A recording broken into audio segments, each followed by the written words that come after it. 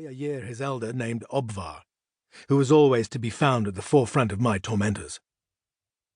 "Drur Tivarik," my brother repeated, delivering a closed fist directly into Obvar's face, "cannot be judged by the merely mortal." The subsequent fight was both lengthy and bloody, becoming something of a legend amongst the youngsters of the Skeld.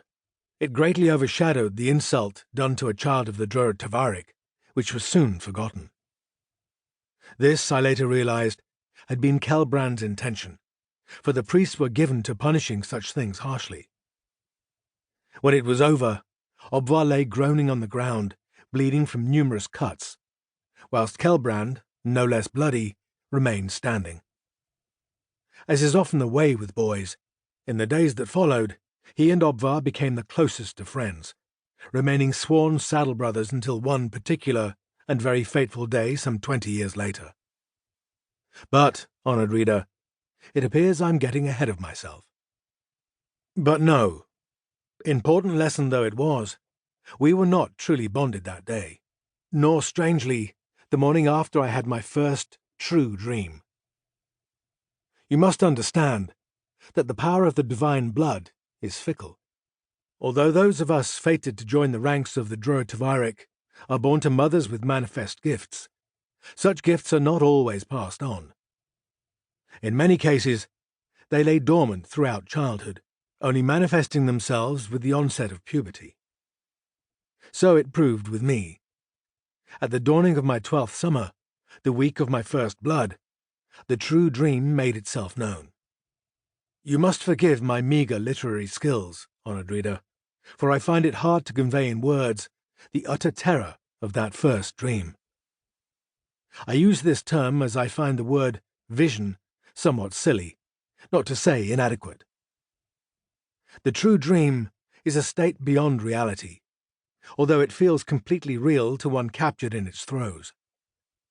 The confusion and dulled sensations of a mundane dream are not present. The feel of the air on skin, the scents carried by the wind, the warmth of a flame or the sting of a cut. All these are present and felt in full.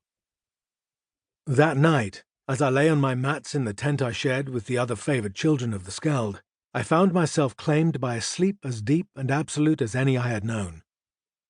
It was as if a black veil had been placed over my eyes, banishing all light and sensation.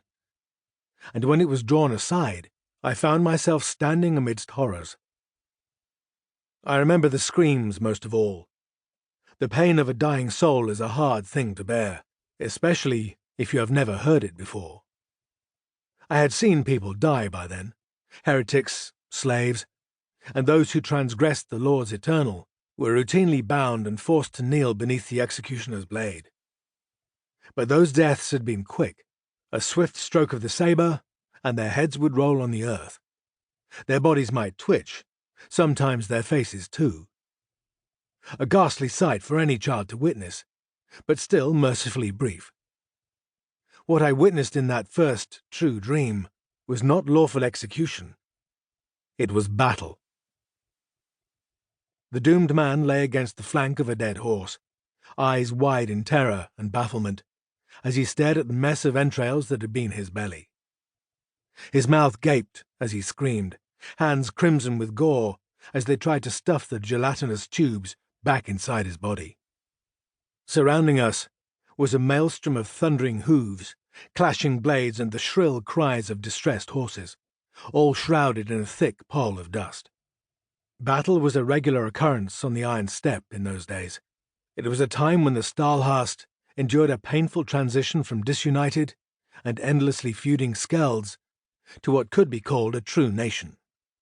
It seemed as if every other month the warriors would strap their bows to their saddles and work stones over their sabres and lance points before mounting up to ride off in one great host.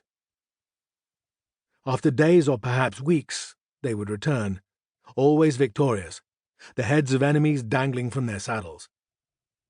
Come the night, they would drink and tell tales of their great deeds, tales I found did not match the nightmare that enfolded me now. My eyes flicked from one horror to another.